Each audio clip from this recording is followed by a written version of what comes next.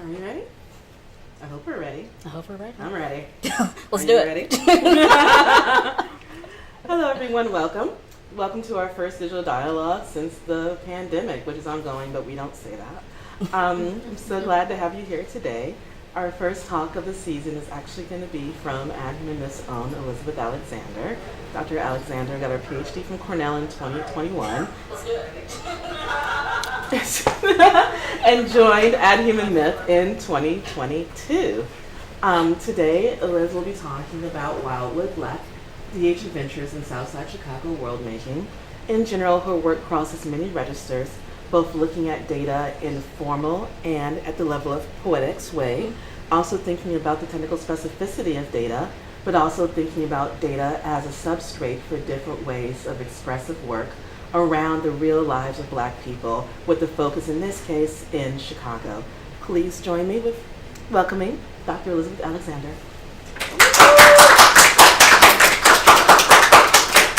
All right. Good morning, or I guess good afternoon, everyone. Thank you so much, Marissa, for that wonderful introduction. It's really exciting to be here before you all today. And thank you to MITH and AADHum for inviting me to speak this afternoon. I'm really looking forward to sharing WILDWOOD, my Afro-solar punk interactive fiction work in progress, with you all today. So, WILDWOOD began as a way to explore Greater Englewood, my neighborhood on the south side of Chicago, but has grown into a multidisciplinary digital experiment investigating so much more than that.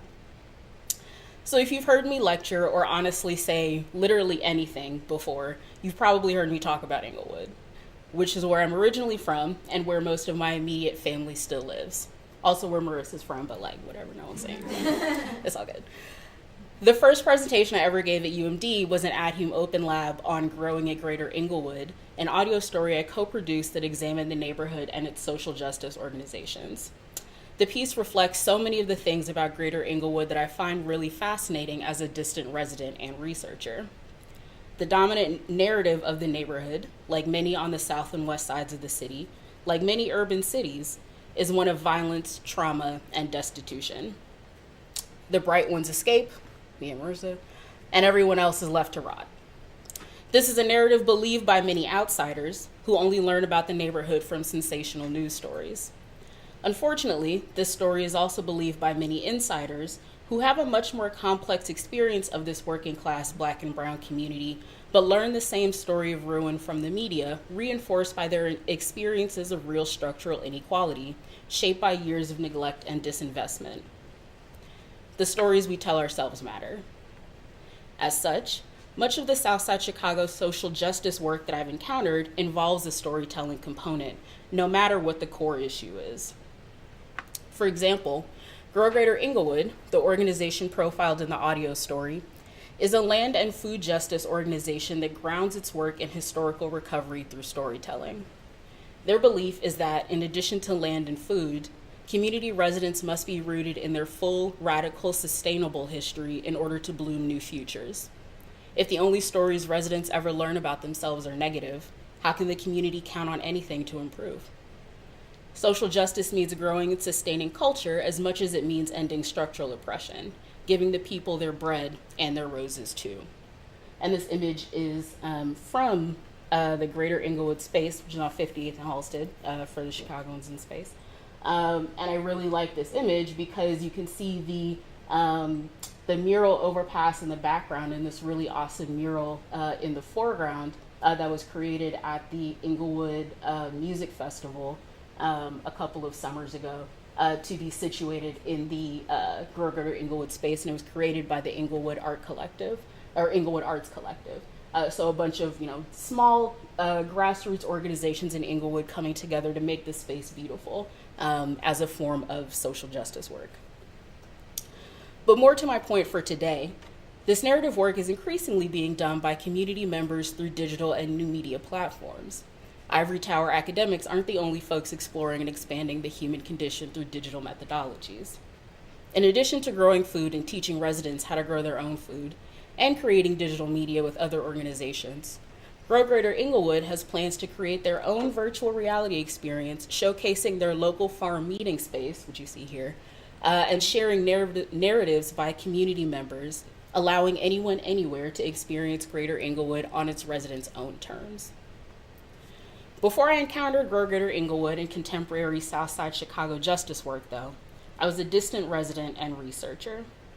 I call myself a distant resident because I always say that I'm from the South Side of Chicago, no matter where I actually live and no matter who is asking.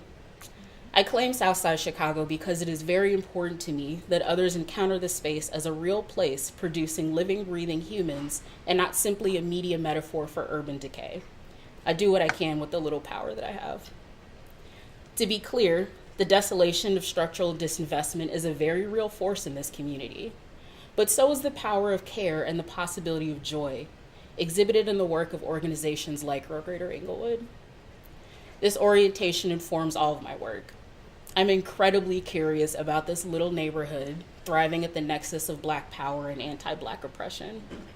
There's a little piece of every project that I've made that explores this curiosity, Easter eggs for the folks in the know. How could something so neglected be so beautiful, so full of spirit? WILDWOOD first seeded itself in my mind as a project diving headfirst into this curiosity, seeking to make sense of that dichotomy. I've always found myself grounded in Greater Englewood. On the other hand, I'm completely new to the world of tabletop role-playing games. Didn't expect that, did you? As many people probably did, I read Choose Your Own Adventure Goosebumps stories as a kid, but I didn't really get deeper into the world of game books, and I definitely never tried playing tabletop role-playing games. I don't even think I knew what they were until pretty recently. I thought that Choose Your Own Adventure novels were, vaguely interesting, but I never really encountered or sought out the genre after childhood. Toni Morrison never wrote a Choose Your Own Adventure that I know of. She might have, actually. Who knows? I didn't really get into narrative-based games until I was writing my dissertation. Podcasts were a major mental distraction from the endless pages before me. And one of my favorite podcasts follows a group of brothers and their dad playing tabletop role-playing games. They play different games now, but the first couple of seasons were centered on Dungeons and Dragons. I was very hesitant to check out this podcast at first because I only knew D&D as the stereotype, the domain of wizard-cloaked white men in dark basements. But I decided to give it a listen anyway, and I'm really glad that I did. Not only is a 40-plus episode season of literally anything an awesome work distraction, but the show totally shifted my misconceptions about D&D and tabletop role-playing games in general. Like I said, I never played a role-playing game, tabletop role-playing game, but I, and surely many other listeners, were able to learn the basics as the brothers taught their dad how to play throughout season 1. I learned the general contours of the field. Role-playing games are games where players take a character role and play through a story sketched out by a game master or GM. And in the case of Dungeons & Dragons, that would be a dungeon master, but, more generally a game master. Collaboratively advancing the narration through player choices and dice rolls. Role-playing games come in many forms, including in-person, which I think is LARPing, live-action role-playing, and online. I'm sure folks are familiar with MMORPGs, so massively multiplayer online role-player games. Familiar. Including in-person online. But tabletop role-playing games take place around a table, as you might expect, and as such are heavily narrative as opposed to being physical or purely digital. Game books, of which Choose Your Own Adventures are a part, are similar in that they facilitate a narrative shaped by player choice, but a player's choices are restricted to what is written in the text. A true tabletop RPG allows for endless choices within the world created by the GM. In each structure, choices and actions are met with reactions, which trigger a player to choose to act, and the game narrative grows. On a very basic level, being able to create an act within a totally made-up fantasy world is actually very fun, as I learned, as a player, as a GM, and even just as an observer. It's even better when the players and GM are all comedians, as is the case with my D&D podcast, so it's hilarious. More importantly, encountering tabletop role-playing games showed me the possibilities of telling the story of a journey through a world, a journey involving collaboration between the players and the GM, accountability, in that players are responsible for the consequences of their actions, and luck, It's a framework for playtesting life. This year is the 50th anniversary of the release of Dungeons & Dragons, and I've seen numerous articles profiling different groups, from autistic children to connection-starved adults during the pandemic, to former athletes looking for community and competition, to death row inmates in Texas, using the game as a tool of real-world healing, connection, and presence through storytelling and problem-solving, even as it is purely an escape into a fictional world. This is why I find role-playing games so critical. It's less about being able to imagine myself as an elven warrior princess, though the universe could certainly use more Black queer elven warrior princesses, and yes, I would still choose to be Black and queer even in a fantasy universe. But it's the real-life collective world building for me. Outlined by Karen Schreier, Evan Torner, and Jessica Hammer in their article, World Building in Role-Playing Games, world building combines, quote, the act of designing and constructing believable fictional universes with the process of linking together individual stories scattered across multiple media. World building offers fictional universe rules within which characters can write their own stories, collaboratively building a new universe as individual stories branch and intersect. Players are dropped into a skeletal world sketched by the GM, and the world is fleshed through actions and reactions, much like reality. And yet, though players meet as characters in a fictional world, this engagement serves to reimagine, if not, quote, re-enchant the real world. As the authors posit, quote, most fictional worlds present us with lenses with which to view familiar aspects of our own that have been accentuated, transformed, and laid bare. Even as we create fictional worlds, those worlds are still constructed in relation to the world that we occupy, calling into question elements of our own reality by playing through a narrative of their escape. In world building, power is play, just as play is power. As DH superstar turned beauty guru Adeline Coe wrote in her foundational essay, The Political Power of Play, quote, to reimagine the world is to create the potential to change it. Play is, in brief, serious business. To play is to imagine. To imagine is political because it allows us to envision a different order, a different system, a different way to separate economic resources and power. Playing through world building offers space for any dream about what society could be to become a temporary reality, and asks the participants imagine how they might reach that world and how they would live once they get there.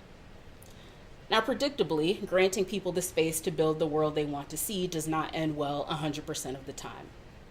Two well-known examples are the RPG about a global holy race war, and the RPG that relishes in using highly explicit and violent rape as a central combat action. And those are just two games that have actually been published and sold for real money. So who knows what, other sorts of worlds people have sort of written to inhabit with their friends on their own time. Games on that level of horrifying appear to be a rarity among the genre, though. A more common theme is that marginalized members of society construct worlds that minimize or eliminate their oppression, using the game as a space to craft and play through a liberated futurity.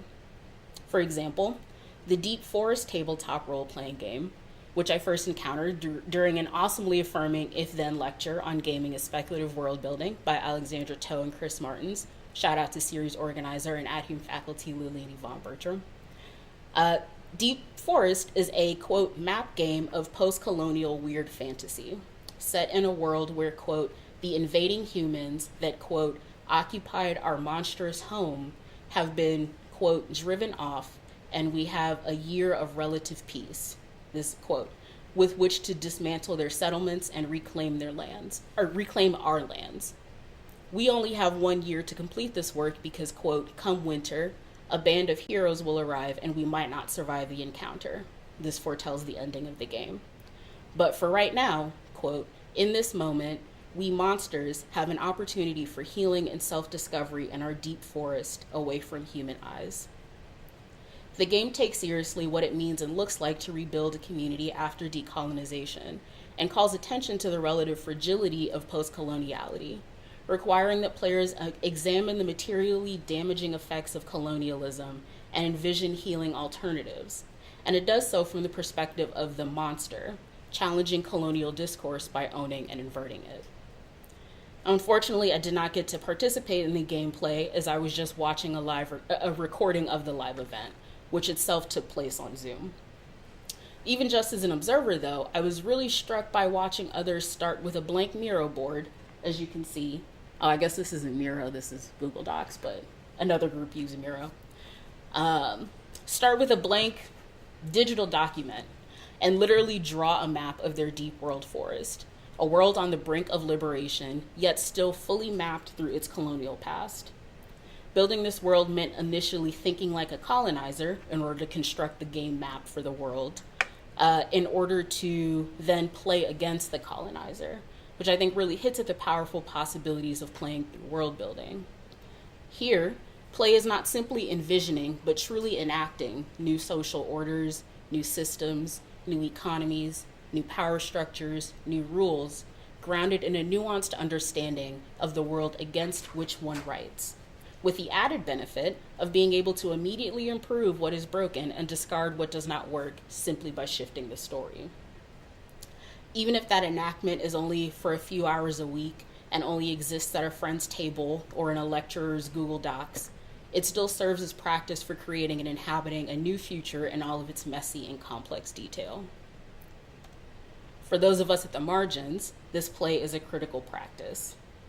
As Adrienne Marie Brown writes in Emergent Strategies, Shaping Change, Shaping Worlds, quote, "We must imagine new worlds that transition ideologies and norms so that no one sees Black people as murderers or brown people as terrorists and aliens, but all of us as potential cultural and economic innovators." This is collaborative ideation. What are the ideas that will liberate all of us? The more people that collaborate on that ideation, the more that people will be served by the resulting worlds. Science fiction is simply a way to practice the future together. Emergent strategies are ways for humans to practice complexity and grow the future through relatively simple interactions. So world building is not just a fun escape. It is emergent strategy for collectively envisioning and growing new futures through play, for immersively practicing the ideas and skill sets that will liberate us all. It was for this reason that I opened my Black speculative literature class one year with an icebreaker in the form of a choose your own adventure Mad Lib story, having students imagine that ground zero of the apocalypse was our campus building at Cornell, and they suddenly, out of nowhere, had to figure out how to survive. This was an awesome way to get to know my students as the story asked them to fill in details about themselves, but it was also a great way to get my students in the mindset of envisioning speculative futurity by actually playing through it on the page as a main character. When we then read Black speculative text and media across the semester, students already had a broader vision of what it looked like to actually enact futurity. Tabletop role-playing games are very exciting to consider for their imaginative possibilities, but actually playing them is a different story. Gameplay works best when it's collaborative, meaning you need other people to play with. Except, back when I was first introduced to D&D, none of my friends and family wanted to play with me. And I didn't have the mental bandwidth to find a group to play with, too busy writing a dissertation in a global pandemic. Many of my friends and family shared my initial misgivings, thinking that D&D and tabletop role-playing games in general are only for super nerds of a certain gender of complexion. But by then, I knew better.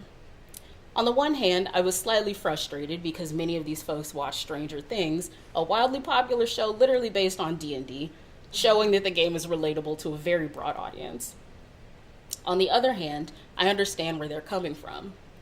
This response reflects the stereotype of the game, which itself reflects the extent to which Black folks do or do not imagine themselves as actors within science fiction worlds.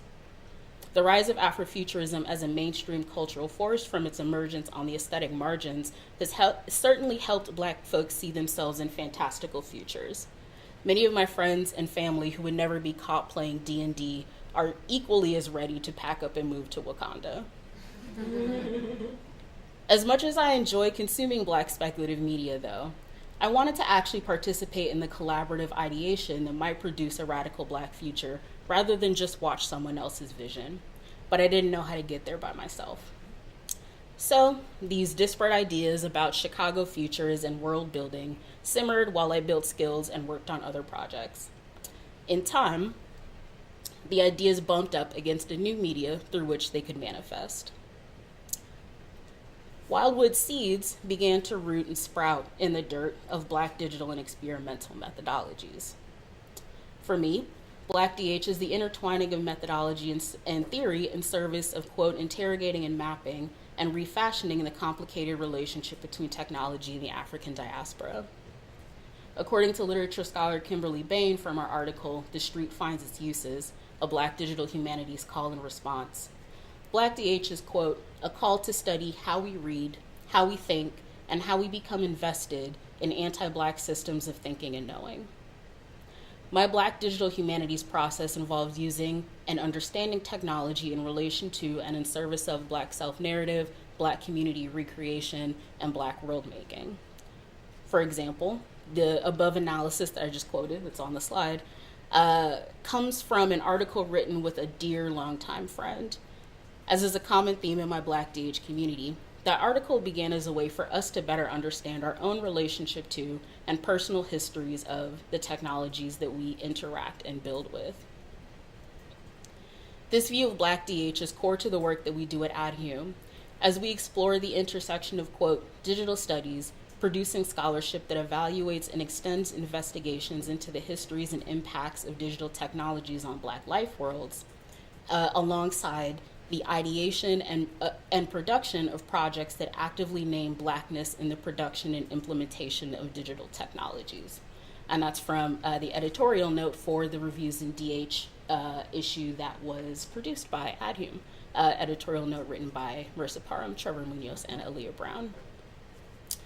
The end result of being called to interrogate and refashion how we think and produce Black and digital together is not simply breaking apart what already exists, not simply turning away from, but the creation of something new altogether. Fundamentally, BlackDH demands that we create with an eye toward the affordances of digital technology and the lessons of cultural knowledge.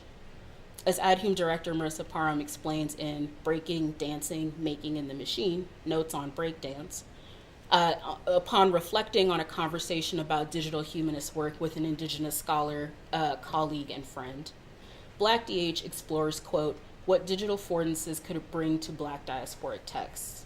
Not because the texts were necessarily resistant or because we were unsure, but because we wanted so desperately to have critical forms that could sometimes show and not tell, forms that could express relationality differently, that could foreground media materiality, and because we both come from traditions wherein direct telling and explication are less valued than other modes of knowledge transfer.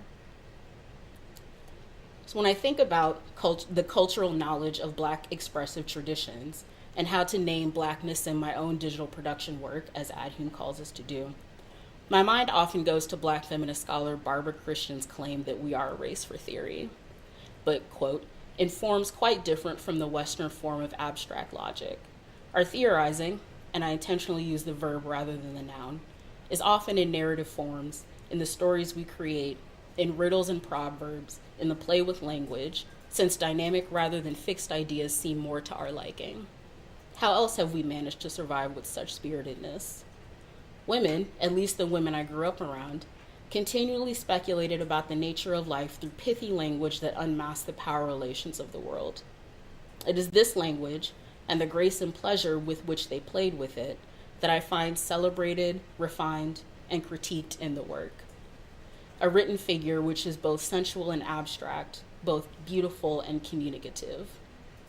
So I'm really interested in the capacity of digital humanities methods to create dynamic texts, both sensual and abstract, beautiful and communicative, in response to the power relations of the world with spirit, grace, and pleasure. In other words, to world build. Of course, there is a well-documented digital humanities history of world building through dynamic textual production, with UMD as one sort of central hub of activity. MITH houses the Dina Larson Collection, an archive of early electronic literature, community, and authorship. Larson, a pioneering new media and hypertext author, is best known for her 1993 hypertext poetry collection, Marble Springs, which I think is literally over there in that cabinet. Like, I think that's Dina Larson. Oh, it's over there. Dina Larson's over there. Dina Larson is everywhere. The collection tells the story of women living in a fictional Colorado mining town during the gold rush, trying to build a new world in a moment of major social transformation, leaving men on the margins. Individual pieces in the collection are hyperlinked together in order to, quote, bring the deep hidden weaving of relationships between women to the forefront of a reader's imagination, in order to show the links, damn it, the connections. And that's from Larson's artist statement.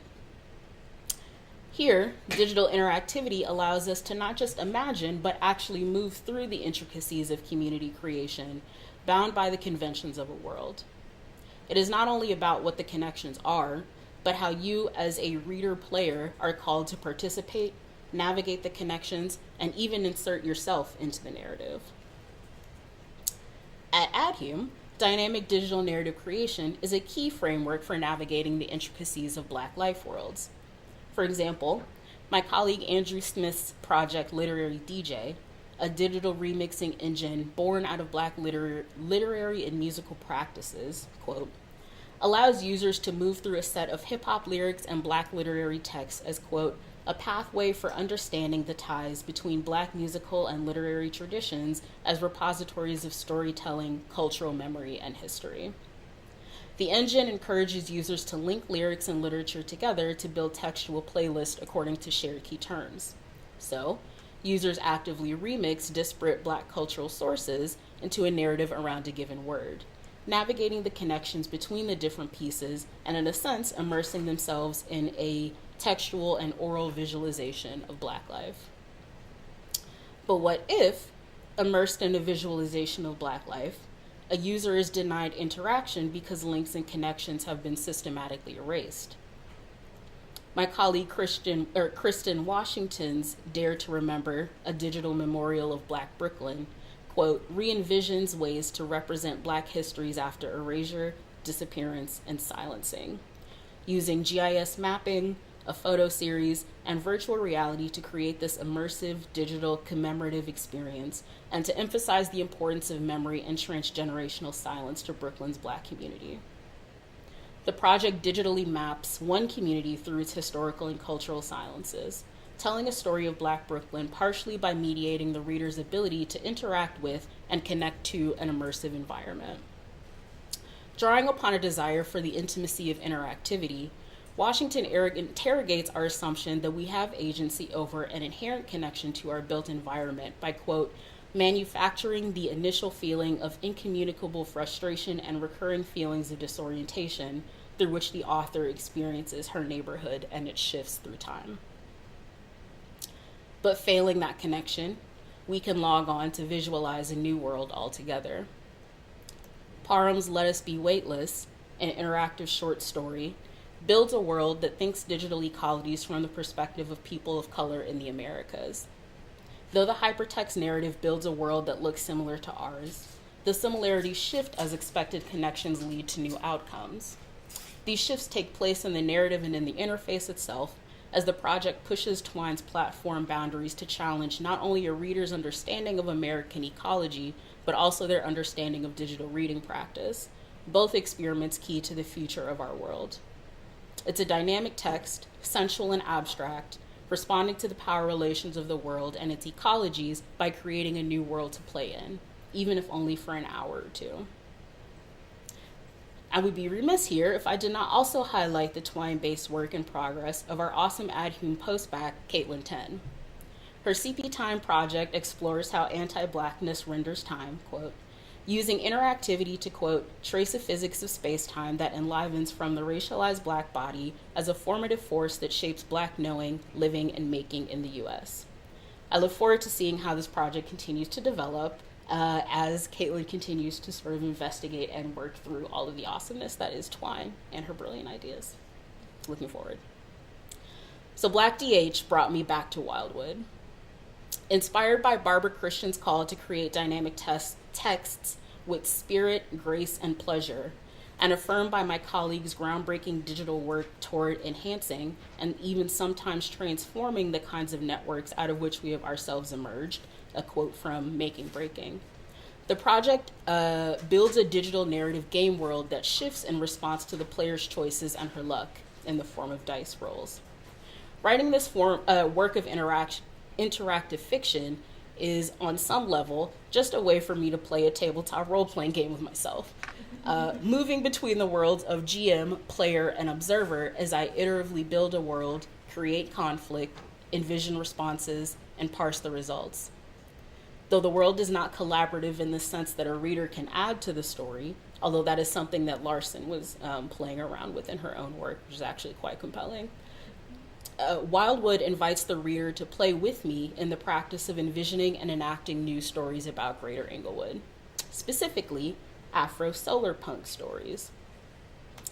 So why this particular genre? Solar punk has been an aesthetic interest of mine for a while now. Solar punk culture envisions a radically sustainable world where humanity and technology work in concert with the environment instead of against it, demanding a disavowal of and anti-sustainable capitalist structures. This can take many shapes and function at many scales, from fully off-the-grid eco-village living to neighborhood composting services, but it is grounded in grassroots collective organizing in the face of inaction by governments. Sustainability for the people, by the people. I first encountered the term while researching cyberpunk culture and its connections to Afrofuturism, following the work of Sam Delaney in Black to the Future, the interview with Mark Derry, where he sort of described cyberpunk in relation to Afrofuturism. So as I was Googling, cyberpunk led me to all of the different kinds of punk that there are, which led me to solar punk. Solar punk aesthetics, as you see, are almost completely overgrown with wild flora and fauna, but not entirely, a visualization of balance between the built and natural environments. Afro-solar punk places Black life and culture at the center of this visualization. So when I encountered this term, I almost immediately began imagining what a solar punk Englewood would look like. What if every vacant lot was a forage garden and every abandoned building a solar-powered greenhouse? How would the community be different, and how would it stay the same?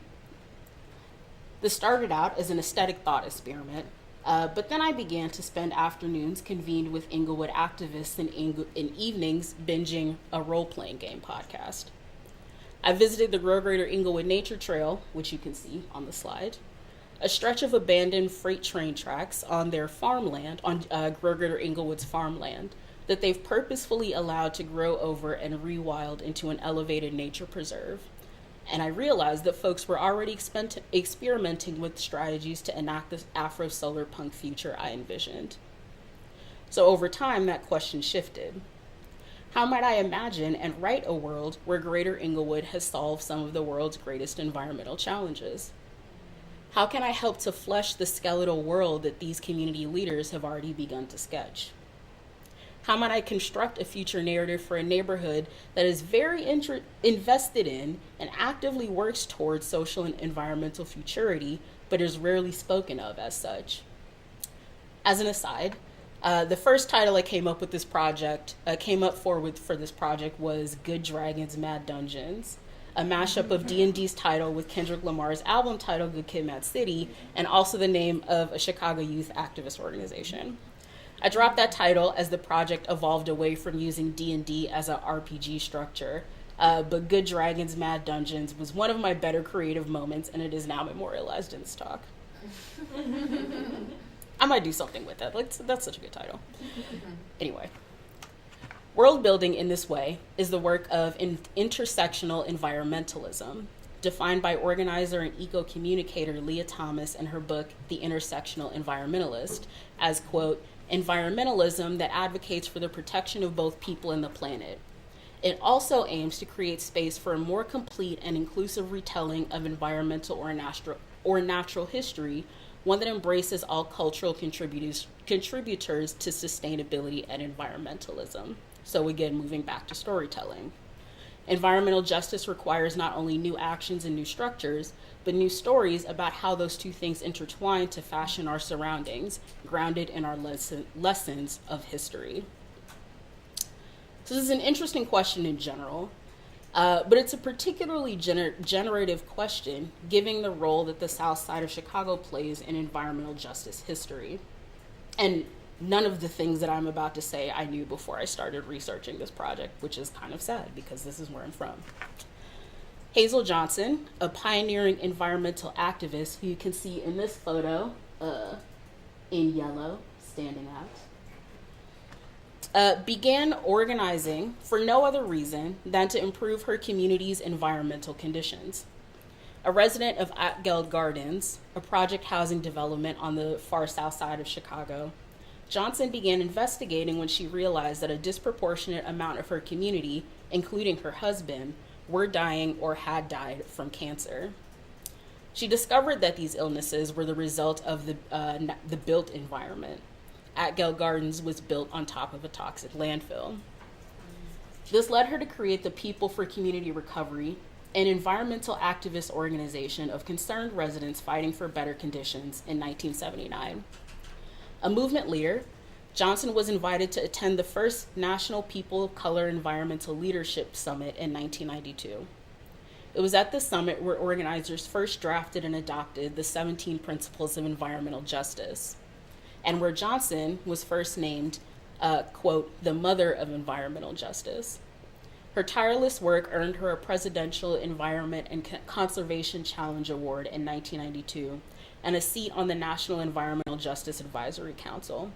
She was present in 1994, as you see here, when President Clinton signed Executive Order 12898, a federal action to address environmental justice in minority populations and low-income populations, which required federal agencies to, quote, make achieving environmental justice part of their mission for the first time.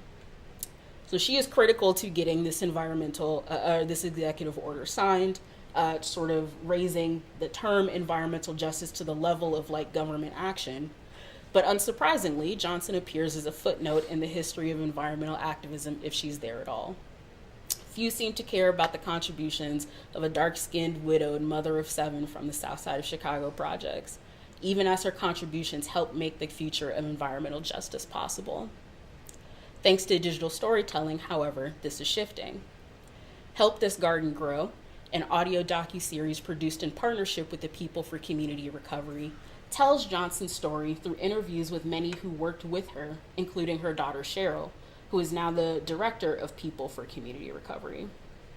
The organization also created a story map-like virtual tour of Atgeld Gardens and the surrounding area narrated by Cheryl Johnson, linking neighborhood landmarks like Carver High School with sites like Paxton Landfill and former Acme Coke plant.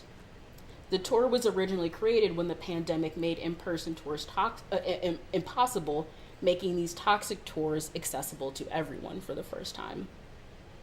So shown in this kind of work, BlackDH storytelling serves as an ideal format to experiment with Afro-solar punk world building.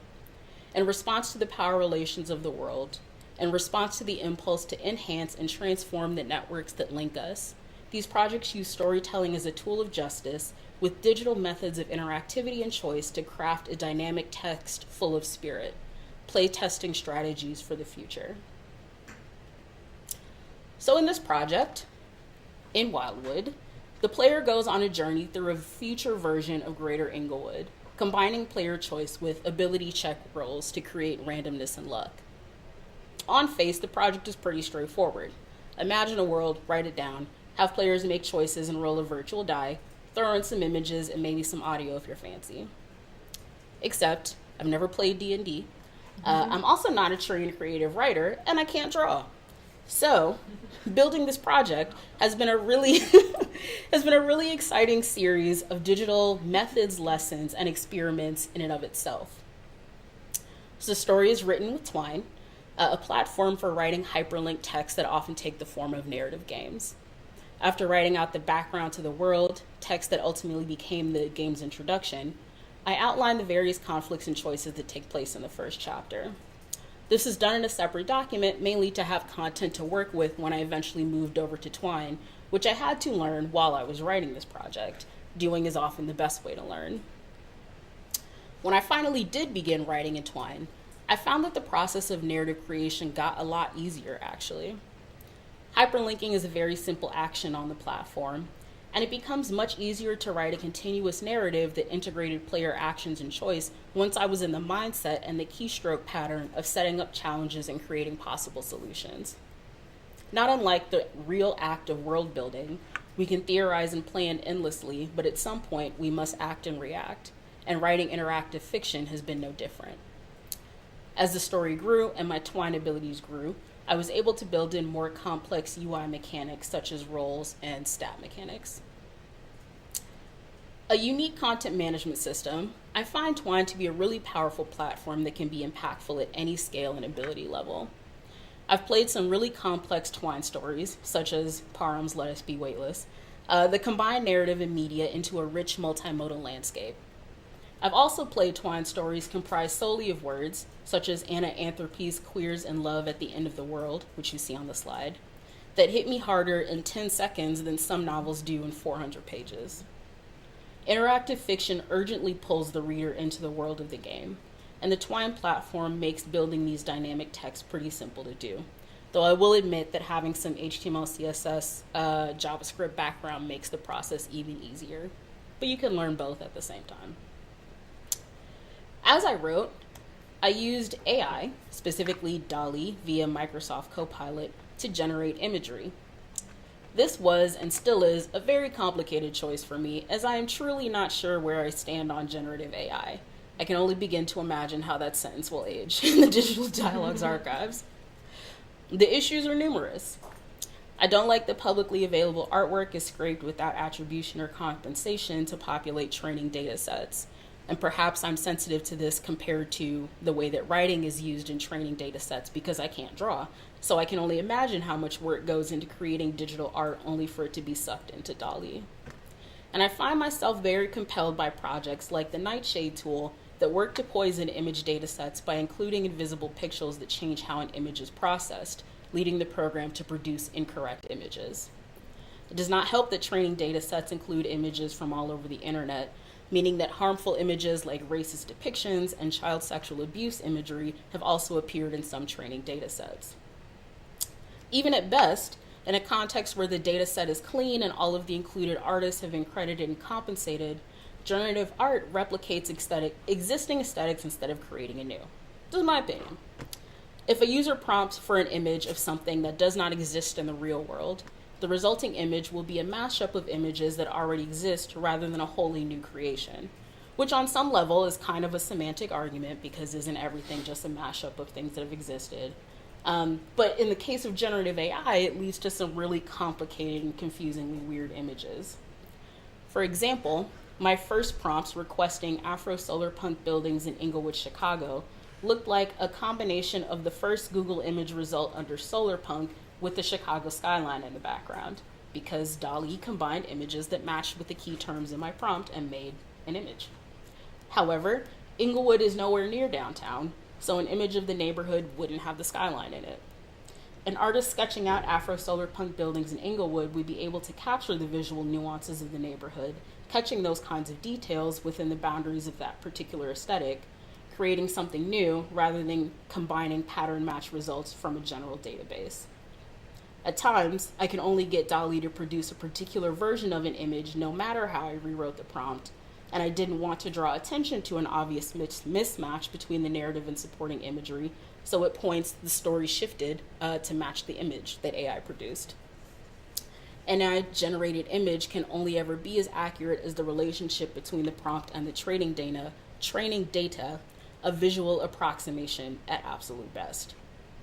However, visual approximations are very useful tools for imagining new possibilities, especially if you can't see them in your head or draw them out yourself. It was initially kind of hard to start writing Wildwood because I'm not a creative writer, so narrative elements like setting descriptions were kind of hard to imagine in my head.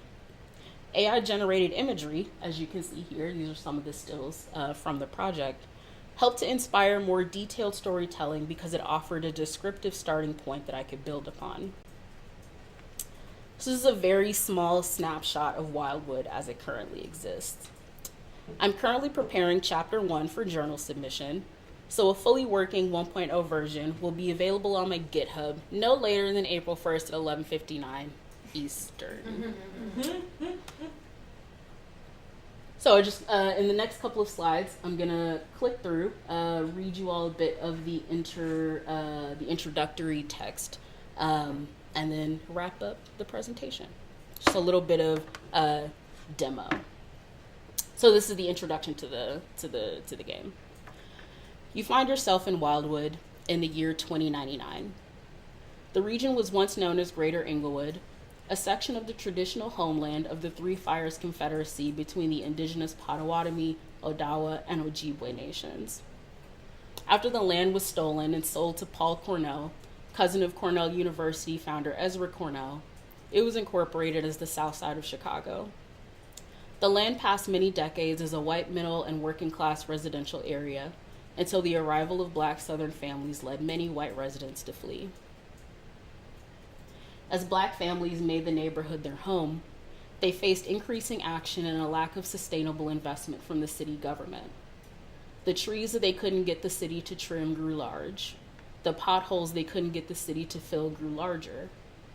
The people exhausted every avenue of civic engagement, straying at times into civil disobedience, but were met at every turn by thoughts and prayers. Brought on by years of neglect, written as thoughts and prayers, by city, state, and national government, coupled with fear and disgust from other citizens, the community began to rewild. As the rewilding took place, those outside the community assumed that those inside would kill each other off as resources diminished, a problem finding its solution. So, the outsiders offered their thoughts and prayers and never entered again. But the people didn't kill each other off. They formed a self-sustenant community around the rewilding, flowing with the massive environmental changes this brought on. The untrimmed black oak trees became savanna sunshades. The unfilled gravel potholes became rock-bottom prairie ponds. Wanting to keep their community strong and whole, the people soon planted a mass of sugar maple and red oak as a boundary. The people named their new enclosure Wildwood. Wildwood grew rich with natural and community resources, from a desolate neighborhood to a lush greenscape teeming with native flora and fauna. All of the Wildwooders attend school in the community or work to sustain the community, sustaining and maintaining with the skills their ancestors amassed before the rewilding took place. Because Greater Englewood had no grocery stores and no shopping malls left, the Wildwooders developed their own markets, filled to the brim with goods made by the Wildwooders for the Wildwooders. A particularly enterprising citizen designed a system to tap and filter prairie groundwater so that the community would have an endless supply. Another Wildwooder opened a technology design center to teach and share tech developments with the rest of Wildwood. The Wildwooders remained generally connected to the rest of the world through internet and data sharing, and the border was never actually permanently sealed on either side.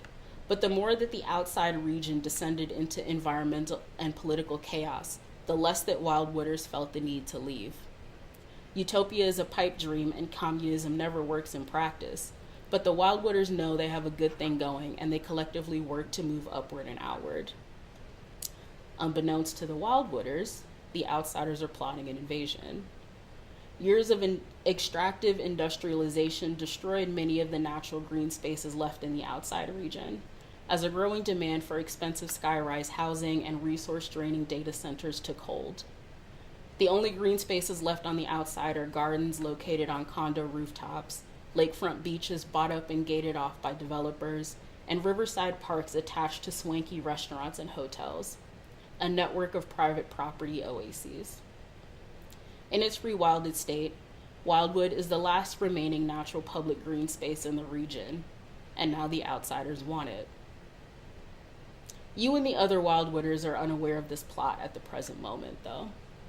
You live your lives surrounded by family and friends, health and wealth, blessed and enriched by an understanding of where you've been as a community and grounded in a vision of where you still have left to go. You work toward this vision as a collective, sharing labor and sharing the rewards. Today, your community will call upon you to begin a new journey into the unknown. Are you ready to begin? So in chapter 1, you're the main character. You travel through a regular day, getting up and going to work. When you get to work, you learn that you've been promoted and are assigned to projects that involves leaving Wildwood for the first time. Over the course of the chapter, you either begin planning for your trip or you go about your day as usual, depending on the choices you make. You receive clues and tips about what may await you on your trip, but you either notice them or don't, depending on how well you roll on awareness checks, one of your 6 character stats. As the day ends, you reflect on the day's events and your upcoming trip, curious about what lies ahead or blissfully unaware, depending on how you choose. So what does lie ahead? You'll find out in chapter 2. What lies ahead for Wildwood? One of my first goals is figuring out an alternative to AI-generated images created with publicly sourced data. I'm imagining 2 options.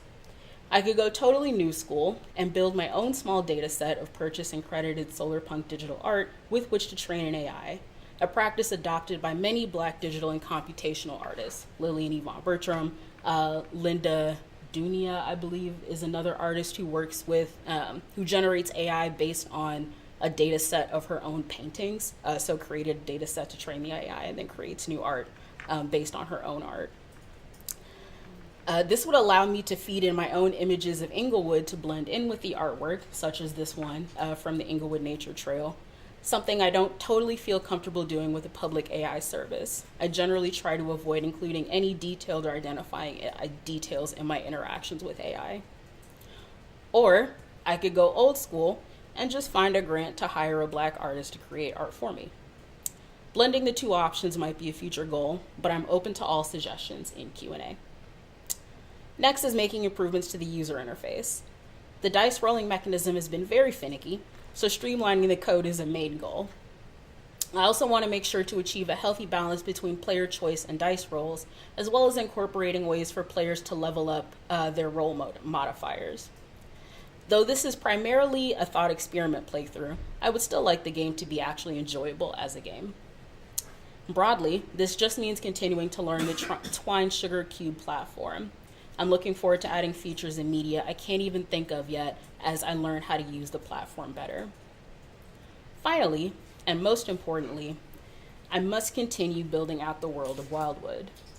Without going in deeply into the plot of Chapter 2, I plan to dive deeper into using conflict as a narrative tool, both as a game mechanic and as a world-building mechanic.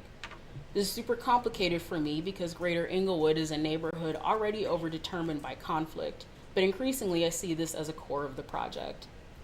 There is a part of me that wants to build a world with no fighting and sadness, with no guns and police, but that simply is not a realistic vision of the future. Southside Chicago world building requires making sense of the bad alongside the good, because these survival strategies are critical to imagining a new future that can actually hold everybody. For, to quote Greater Englewood steward Taryn Randall, Black digital humanities means, quote, working to try to secure a situation for our babies, to be able to further secure our future babies, no matter where they have to go, wherever they end up. With that, I thank you for your time and attention, and I will now open the floor to questions. Thank y'all so much. So, Marissa had to step out briefly. Yes. I'm happy to help you moderate, so you don't have to do it entirely yourself. Oh, okay, that works. I mean, I think the stream is open on her computer. You're wonderful. Oh, she's back. And if we have questions in the room, of course. Yeah, we can start with room questions. Yeah. This is really great. So many compliments, but I wondered if have you thought about building it out like an actual board game? Yes, I have.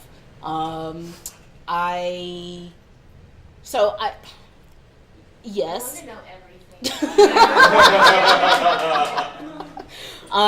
I would, Andrew, a colleague at AADHum, Andrew Smith, has created a board game, and I would definitely want to talk to him about how that process went and what that looks like, because I don't know anything about creating a board game. But I would really, really like to, I've envisioned creating physical artifacts from this world as sort of because part of D&D is like playing with miniatures, having little figurines that you can actually move around a table. And I have done in class an activity where I asked students to imagine utopia, and then we went to the makerspace at our university, and I had them build artifacts from that world. So I think that would be like awesome. I just don't, I'm not at the beginning, I haven't even begun to think about that, but yes.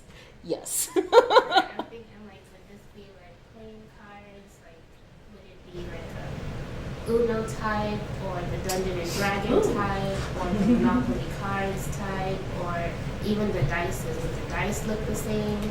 What would the dice shape look? I have so many questions. Someone's gunning for their own summer We GA. should talk. It's even ready to donate to the Kickstarter. I mean, I'm ready to launch the Kickstarter. That's awesome.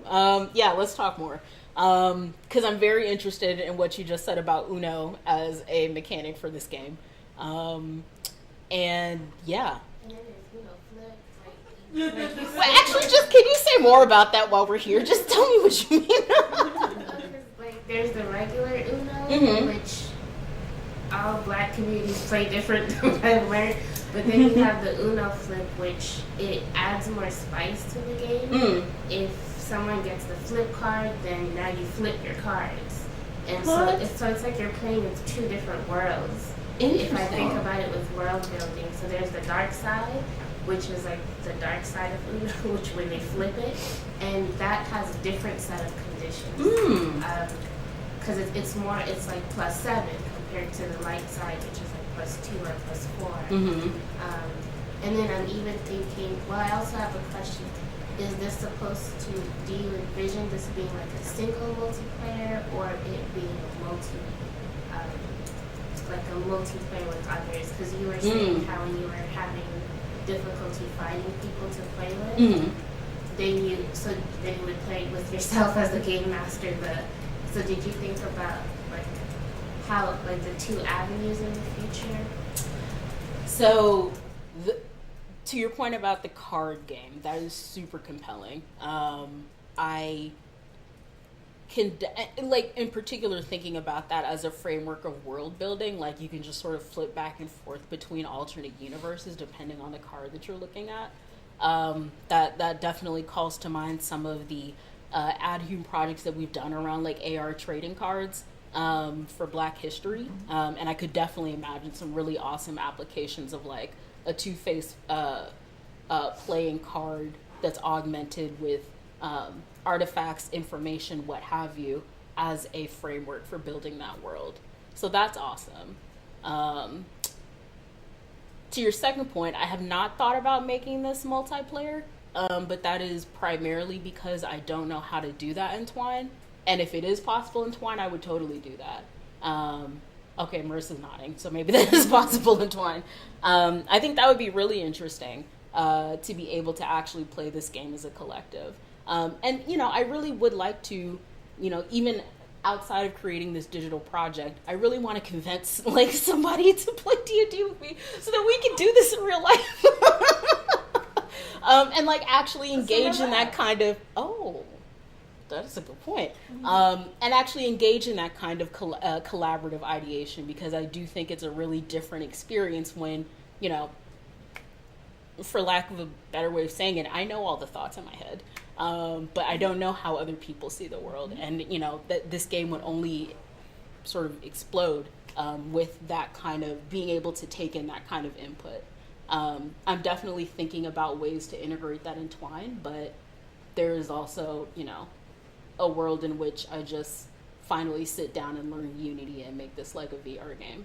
But I think what's also so interesting about this concept is that it can go and, like, you know, I could imagine doing this project continually forever, because there are just so many different things that could be explored through different media, different angles through which to enter the story, which is what's so exciting about world building. Like, keep building.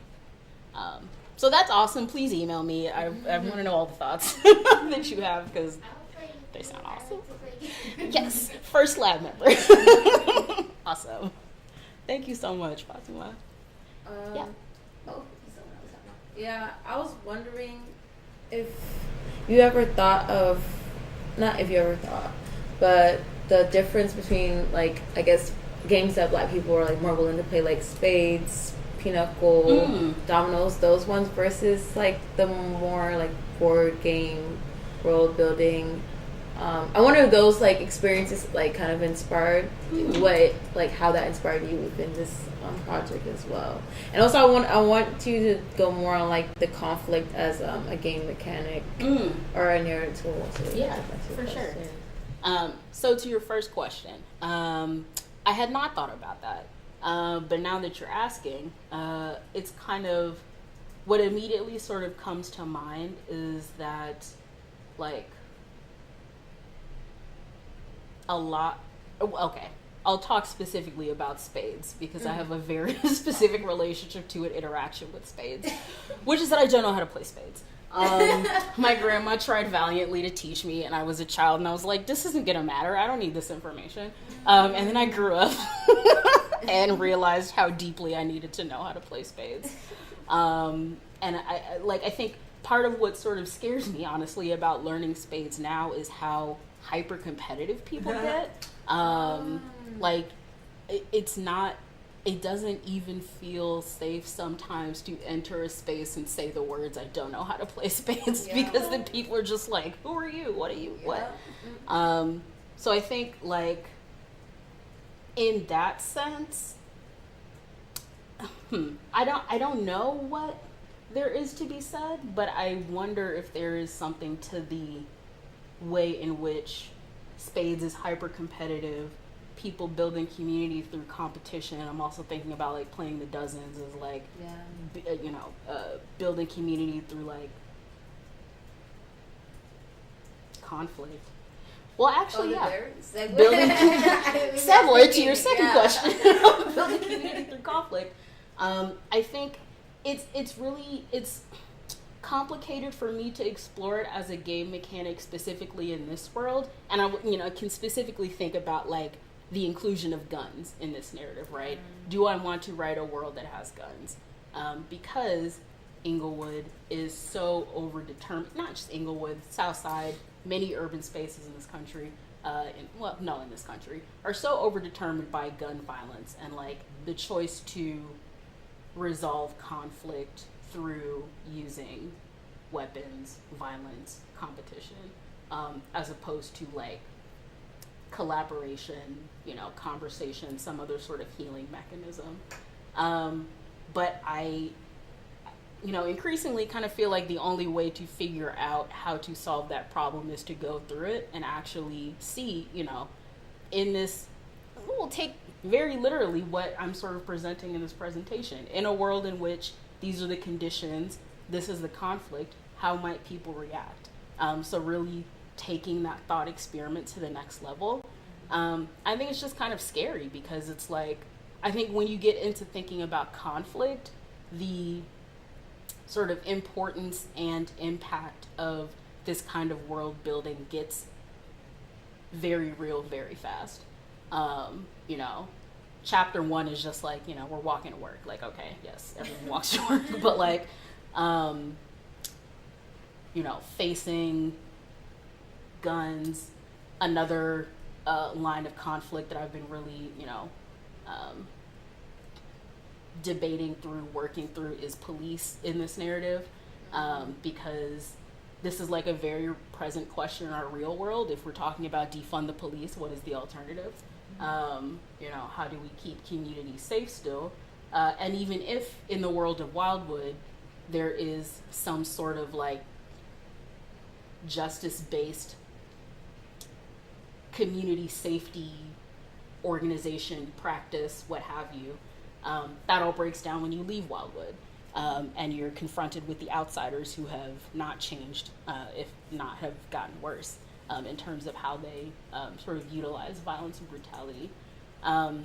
So I think it's like an important conflict to go through. I'm very like hesitant around it because it's, it gets very real very fast. And I think that, maybe a critique of RPGs is like the use of ridiculously violent combat and conflict as a way to move plot forward. Like the RPG I mentioned, I won't name, but it's literally just like, you know, the best way to, I won't even say it, it's very triggering. It's very complicated, the way that some RPGs use violence as a narrative tool, and like conflict as a narrative tool. But it's part of the world, so we got to experiment with it too. More updates to come. So your game, also, sorry, I don't know. You made me think of another one. Like, back to, like, the competitiveness and, like, that's, like, the conflict is, like, the gathering method for these games. I was wondering, is competition have any place within your game, or not at all? It's more, Oh, well, I guess in some sense you're sort of competing with, like, the most able version of a character, in the sense that, like, no matter what you choose, no matter what you want to do, your actions are sort of governed by the result of a dice roll. So, like, for example, like, there's a moment where you, like, in chapter 1, wake up and see a peach tree is blooming on your balcony. And you choose, you know, do I want to open the window and get a peach, or do I want to go and get ready for work? And if you fail that roll, that's a grace roll. That's another one of the abilities in the game. If you fail that roll, you fall out of the window and lose 5 health points. So, like, it's just, like, a very silly way to sort of introduce, like, dice and, like, rolls and ability checks as a mechanism into the game. But I think as the game gets more complex, you do or do not have access to certain kinds of information based on the choices you make and the way that you either succeed or fail ability checks. So I think there is, I don't know if I'd call it competition, but there is a way in which, like, I don't know if I'd call it competition, but you can lose, if that makes sense. Yeah, I guess you're competing with possibility, maybe. Oh, yeah. Wow. Wow. Thank you. Thank you, Caitlin. Jeffrey. I want to bring the conversation around to the Afro Solar Punk for a moment, which I found just sort of a fascinating place in which to and productive place in which to position this game. And I just wanted to sort of invite you to talk a little bit more, because I immediately started thinking about sort of political and ethical conversations around geoengineering that have been happening over the past 5 or 10 years or so, about sort of, like, you know, not only wide-scale national and international projects of possible geoengineering in order to combat climate change, but also work around, like, smaller scale sorts of things, right? Geoengineering that happens on the level of community, right? And I'm just wondering, sort of, like, you know, how you see your use of Afro Solar Punk or the Wildwood Project more generally, just sort of intervening into those kinds of conversations around who gets to change the environment in what way, and to what kinds of ends. Oh, that's really interesting. I am new to geoengineering as a term, but now that I've just looked up what it means, it's definitely something that... Yeah, it's exactly... To be clear for the room, it's exactly the kind of stuff that you're talking about with regards to solar punk, in terms of rather than us allowing sort of industrial modernity to passively modify the climate, we actively modify the climate to particular ends, using large or small scale technical interventions. So, on the one hand, that comes up directly in the game. The main character's best friend works as what is the name I gave it? I think an energy worker in the energy sector. And this, can you see me circling that, is a AI's version of what a carbon capture machine on top of, like, in a Main Street neighborhood would look like. So this is sort of where your best friend works in the game, right? And so I think geoengineering has entered the game in the sense that, like, to imagine this future world, one of the assumptions I'm making is that people have taken that kind of agency over the environment because they had no other choice. But I think it's interesting to think about, like, I haven't actually considered whether the citizens of the game feel like they have agency or access to making that choice. I guess I hadn't even considered. I just assumed that they did. And, like, because this is sort of necessary to make, like, the narrative work, but then also, like, the future version of this neighborhood I'm imagining is one in which, like, people just sat down, figured out how to solve these problems. And I think that's, like, central to the conflict that I'm imagining Wildwood having with the outside, because folks on the outside have not figured out how to do that. And they're looking at this community that, 99 years ago was viewed as just, like, a wasteland, pretty much, has turned into this, like, beautiful, lush space that is not only, like, working to recreate its own environment, but by virtue of that is then affecting the environment on the outside. So, like, there's this carbon capture machine is also capturing carbon from the outside. The outside is also like getting less polluted and, like, sort of benefiting from the effects of the things that the Wildwooders are doing, because you can't really contain that kind of the effects of that kind of progress. But the outsiders also do not, like, I think the way I've imagined it is that they see these changes happening, but they don't attribute it to the Wildwooders. They're just like, oh, progress, it's happening. Look at us, like, the future. And not really thinking and taking seriously that, like, this is the result of a community of Black people solving these problems and you've ignored them. So yeah, it's very interesting to think about that conversation in terms of, like, who believes that they have the right to make those kinds of choices. Because often in sort of conversations around geoengineering and sort of, like, left-wing politics, one often sees it set against the specter of geoengineering tends to be one that's sort of, like, tech industry driven, large governmental driven, as opposed to left-wing politics that emphasize things like degrowth or the reduction of tech. But here you have a sort of fascinating opposite, where it's about technical intensification, but a particular kind of technical intensification. That it sounds like also an interesting thing perhaps to explore in the game is the asymmetry of the knowledge between the Wildwooders and the outsiders. It sounds like even if the outsiders came and violently repossessed these technologies, they wouldn't know how to use them, right? Because they're not also part of those cultures of Another thing, but this is just, like, maybe something for the art to think about.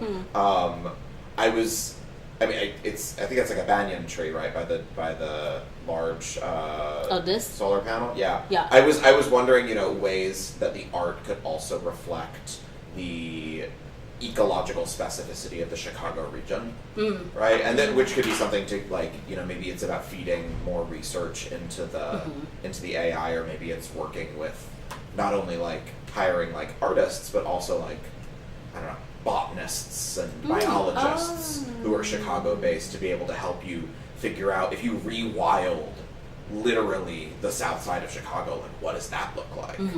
As opposed to a sort of general, all-purpose, green imaginary. Yes.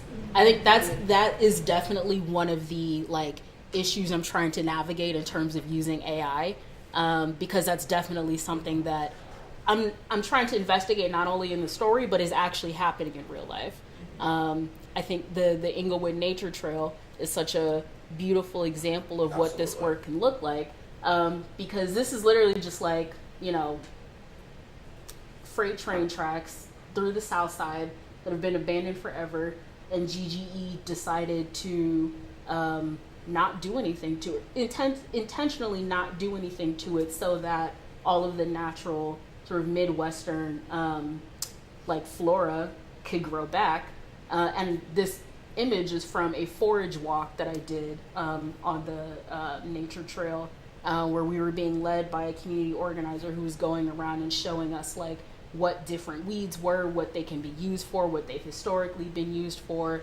And it was just like this mind-blowing wealth of knowledge that like these weeds that I've been ignoring my entire life have been sustaining people for centuries, which is obvious when you think about it, because that's how people have lived before industrialization. But I did not encounter that in that way until I was on the nature trail. And I think that the nature trail comes to your point about the sort of destructiveness and exploitative nature of tech development. They're trying to build the nature trail while also prevent property taxes from raising around the nature trail. As the space gets, for lack of a better word, sexier, they don't want residents to be displaced by this kind of community transformation. So Greater Englewood is, they're growing food. They are teaching people how to grow food. They are also building a mutual aid fund to pay people's property taxes.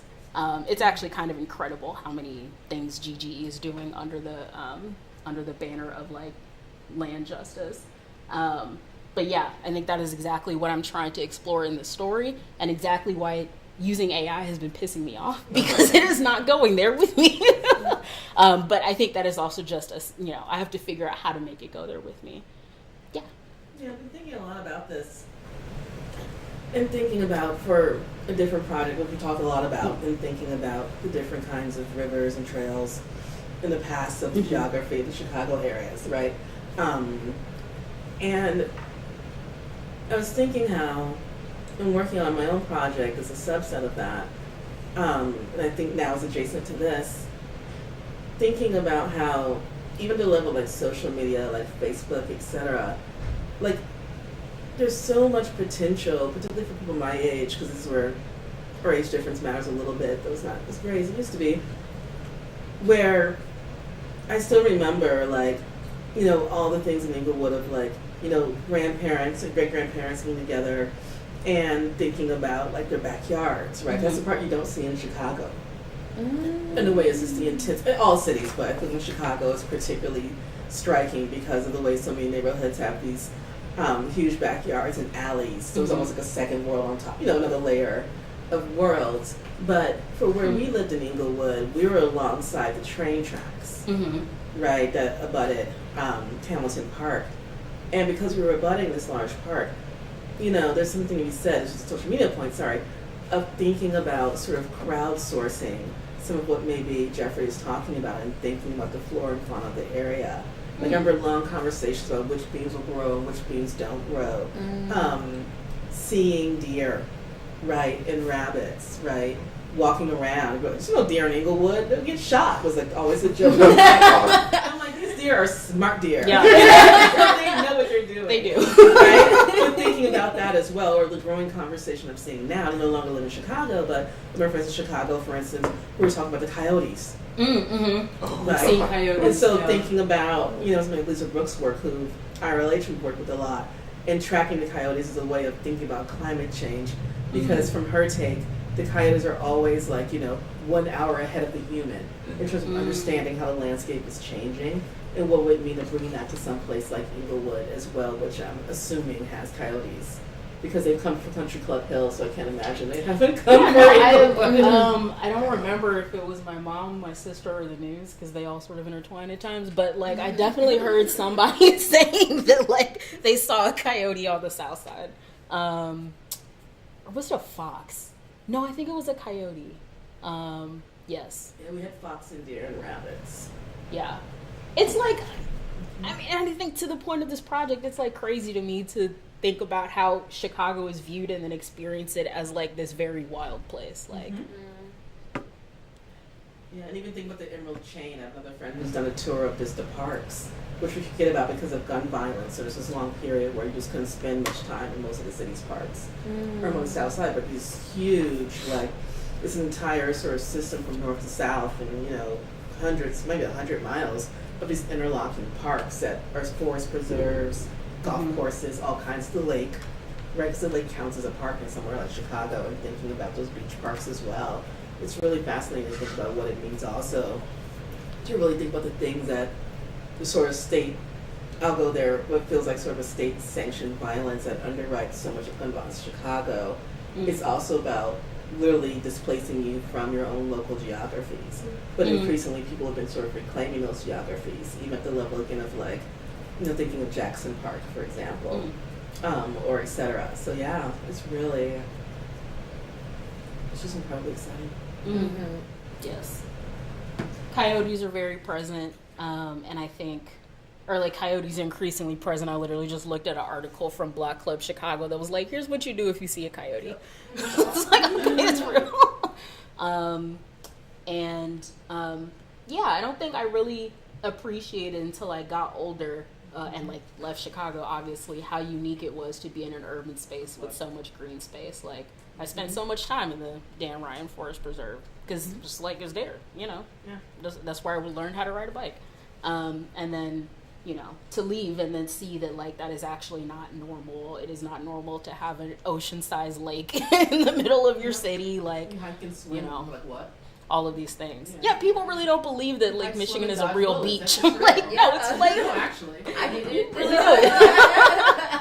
good. So yeah, I think that is, if nothing works about this project, I hope that people understand that Chicago is like so much more complex than it gets talked about. So folks should come visit in the summer because blizzards. Fatima, I think I saw your hand. Yeah. I was thinking of the thoughts, but with Caitlin's question and Dr. Carr, I think putting it all together of, number one, I do want to affirm that there is a place for your game in this world, community building. Thank you. Animal Crossing is like big, and think about it, there's absolutely no violence in that game. It's very meditative, and it's all about community building, and we're all animals, very weird animals. So it's. I think I'm very fascinated how we've latched onto Animal Crossing and to that idea of community building, and because I guess I'm thinking of like the different tiers of games and conflict.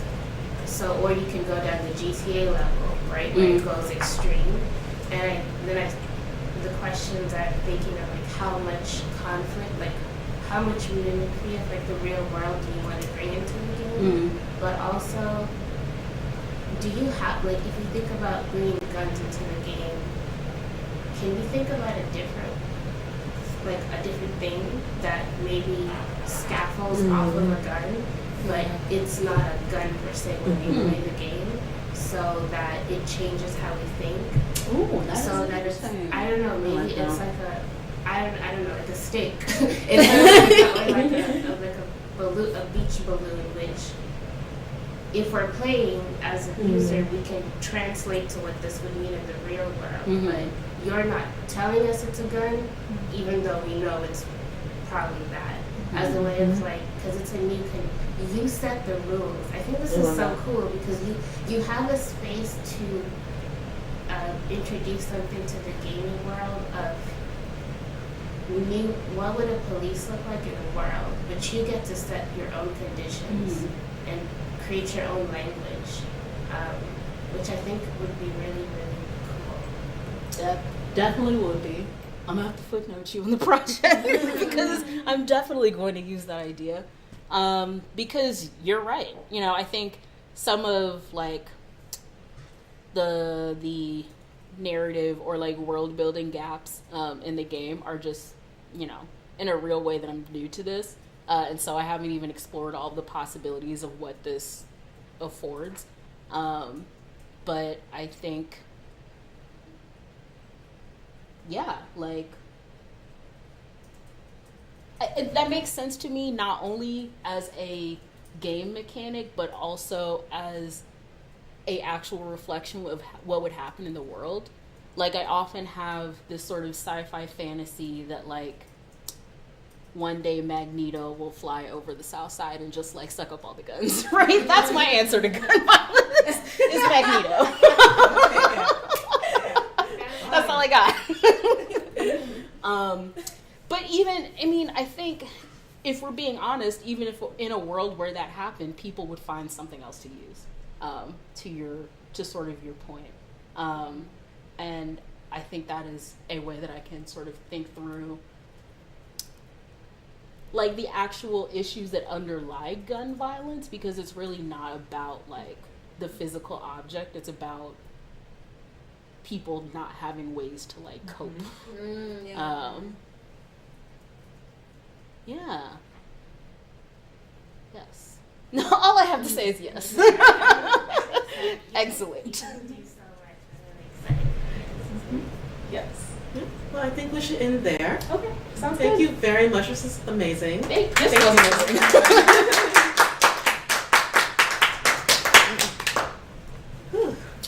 All right, and I will stop screen sharing. Thank you all so much for coming. I guess quick announcement. So in 2 weeks. Oh, that's me. It's like, wait, where's that echo coming from? In 2 weeks, we will be having our second digital dialogue event. So we will be featuring Joey Takeda, who is, oh, is that me? It's on a little bit of a delay. Yeah. I was like, whose laptops? We'll be having Joey Takeda coming from Simon Fraser University in Vancouver to present his digital dialogue talk, which is, I think, called Sustaining DH Endings, and 2 other very compelling words I can't remember. But come back in 2 weeks to see Joey Takeda. And you will get an email from me and all of the information about how to register for that talk, probably Wednesday. But thank you all so much for coming. This is awesome.